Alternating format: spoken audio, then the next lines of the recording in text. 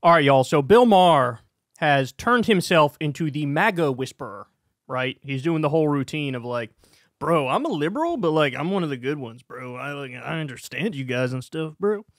So he does this new rule segment. As you can see, it's titled New Rule, Don't Ruin Christmas. And the whole idea is he's going to smugly lecture Democrats, liberals, and leftists to, hey, be nice, whatever whatever, roll with it, vibe with it. It is what it is. Don't cut people off over politics. Just like, bro, just like be normal and stuff and like just accept it and stuff, bro. This is the whole argument. So let's watch, and I have a lot to say about it. Let's break it down as we go. The chief psychiatric resident at Yale University, Amanda Calhoun, recently told Joy Reid it's okay to cut off family members if they voted for Trump and tell them, I'm not going to be around you this holiday. Oh, how pure. It's like not letting certain people sit with you on the bus. Oh, even his own audience was disgusted by that.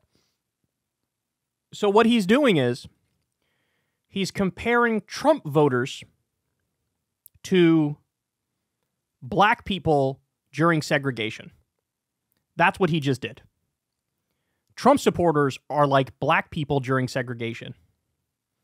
Even though Trump and his supporters, one, they control the country. They controlled it in 2016. They have all the power. They are somehow a discriminated against minority who don't have equal rights.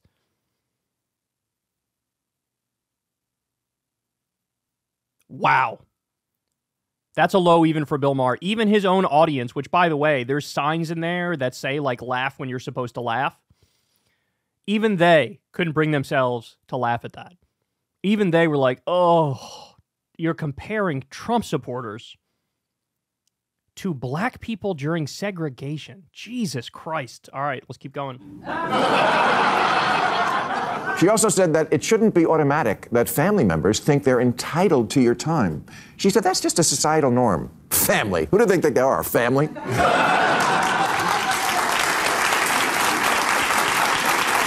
I mean, think about that. A mental health professional advising people to isolate during the holidays. And don't forget to drink too much and put on weight.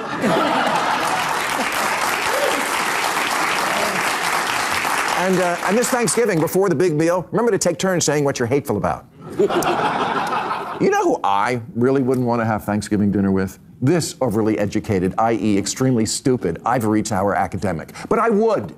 Because if we ever want this nation to heal, this is what we have to do. Force ourselves to reach out and find out why someone feels the way they do and make the choices they make without prejudging them a monster. You can find out why they voted as they voted, why they feel as they feel. You can and should do that as an intellectual exercise. That doesn't mean you have to take endless amounts of shit from those people. That doesn't mean you're obligated, no matter what they say or do, to sit there and hold their hand and tell them, it's okay. Those are totally separate, different things. Everybody, of course, should do introspection and try to figure out why other people think as they think. Duh. But that doesn't mean you have to be best friends or buddy-buddy or close to people who have a totally separate value system from you. And they must do the same for you. Yeah, but that's the thing, Bill, right? You just said they must do the same for you. Are they? Are they going to do that, Bill? Is that what MAGA's known for? Introspection? Let me try to figure out why my cousin, who's a Kamala supporter, is in favor of Kamala. I'm very intellectually intrigued by our difference of opinion, and let me be kind and reasonable and reach out. Are you kidding me? But I mean, seriously, whatever happened to, why can't we have the Christmas spirit all year round? Now it's, hey, it's Christmas time. Get the fuck out of my house. I find it so funny that Bill Maher, who's like known to be a curmudgeon, a loner and a curmudgeon, is arguing against being a loner and a curmudgeon. While you're at it, go have your baby in the barn. I mean, can we have a little perspective? At the first Thanksgiving, the Indians somehow found it within themselves to sit down with the Pilgrims who were there to steal their land and slaughter them. And you're telling me you can't suck it up and watch the Fiesta Bowl with Uncle Cletus?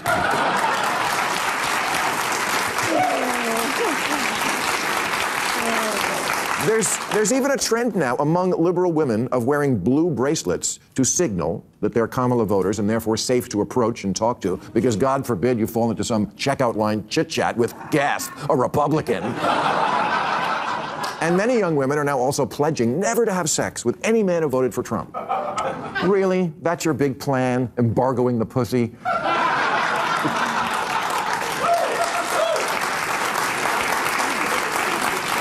It's so egotistical, as if the ultimate punishment is not letting people have you. Hey, you know what? You weren't fucking Trump-type guys anyway. Well, except for Taylor.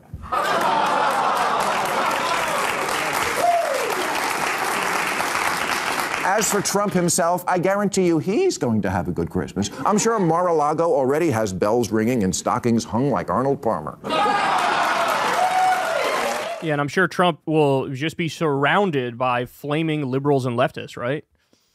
Because, you know, they're open-minded and they're willing to talk, whereas Democrats and liberals and leftists aren't. Trump couldn't ask for a greater holiday gift than knowing that an embittered liberal spent what should be a day of joy all by themselves, drinking cage-free eggnog and crying in their "We Are Not Going Back" t-shirt.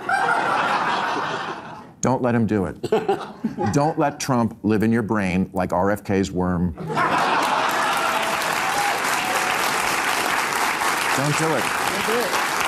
Don't let him make you hate your family more than you do already. That's what Secret Santa is for. Look, we had an election. Trump will get the White House again, but this time, he's not going to get my mind. Wow, that's an interesting last line. So Trump's going to get the White House, but this time he's not going to get my mind? I mean, how is that not the same thing as Joe Scarborough and Mika Brzezinski? How is that not already pre-capitulation?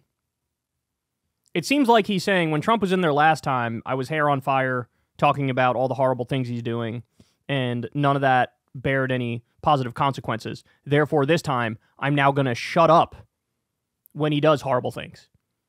I'm now not going to have my hair on fire. These are the prominent liberal voices. Mika and Joe Scarborough genuflecting at the altar of Trump. MSNBC's ratings cratering 40% because a variety of their hosts have done that. Bill Maher, who for a long time was supposed to be the most prominent outsider liberal lefty voice. And this is the stuff they're talking about. I'm so sick of the double standards, guys. I'm so sick of the double standards. Trump at his MSG rally, one of the speakers got up there and said, all Democrats, the entire party are degenerates, Jew haters, and lowlives. That's what one of his speakers said. What's with the double standard?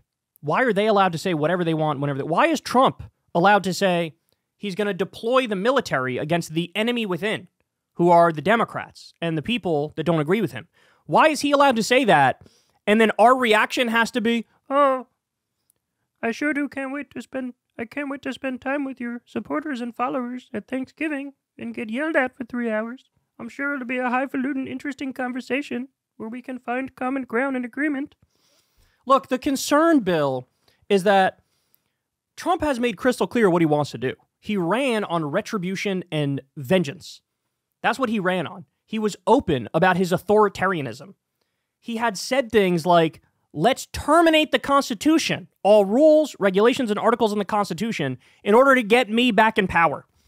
He committed 91 crimes, and he's already been convicted on some of those crimes, and he's been found liable for all sorts of insurance fraud and business fraud and tax fraud. The guy is an authoritarian menace. And why is the onus always on Democrats and liberals and leftists to shut up and suck it up and just hold hands and sing Kumbaya with people? Look, here's a wild thing to say. You are naturally going to get along better with people who share your values. Is that something to be ashamed of? Is that unreasonable? No, of course, if somebody shares your values and your principles and your policy preferences, you're going to have more of a cadence and a vibe with them. And this is the same on the right as it is on the left. Nobody's chastising right-wingers to allow more liberals and lefties into your spaces and be kind to them. Nobody does that. This is the bigotry of low expectations. We know how they are. We know they're crazy. We know they don't tolerate any dissent. But somehow, Democrats and liberals and leftists, you guys need to tolerate all sorts of dissent. You guys need to tolerate all sorts of disrespect. Well, it's nonsense. It's nonsense. Look, I don't advocate for don't go to your family gathering. No, you should go. But are you obligated to sit there and listen to some deranged fucking rant about how the vaccines don't work or are poisoning you or Trump is going to drain the swamp when he literally just filled the swamp with neocon warhawks and corrupt billionaires?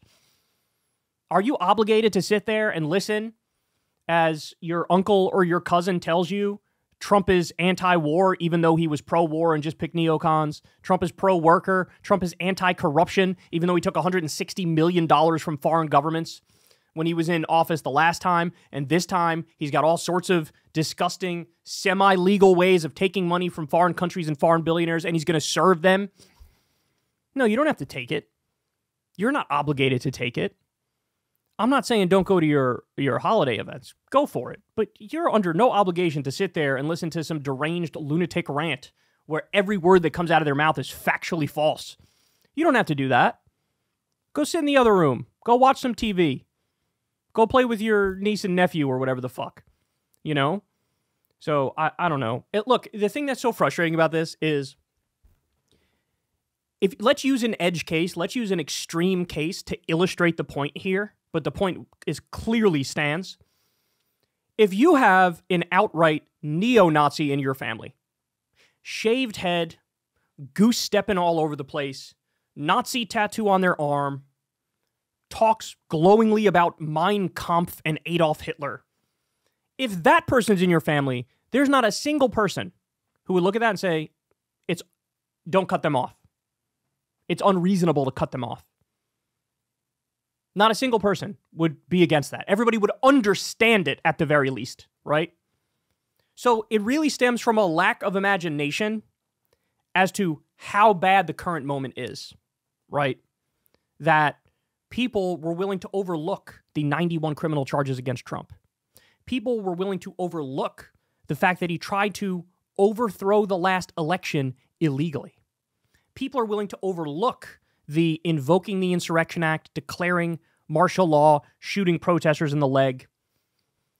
The fact that people are willing to overlook those things is not an indictment on you for acknowledging the reality. It's an indictment on them for not acknowledging the reality.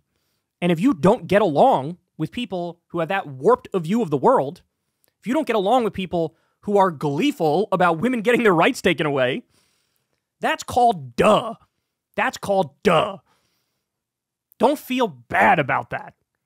Who are your best friends? Your best friends are people who either you guys, don't discuss politics at all and you just vibe on a different level, or you vibe on one level and also vibe on a political level and a values level and a principles level. That's the way humans work, right?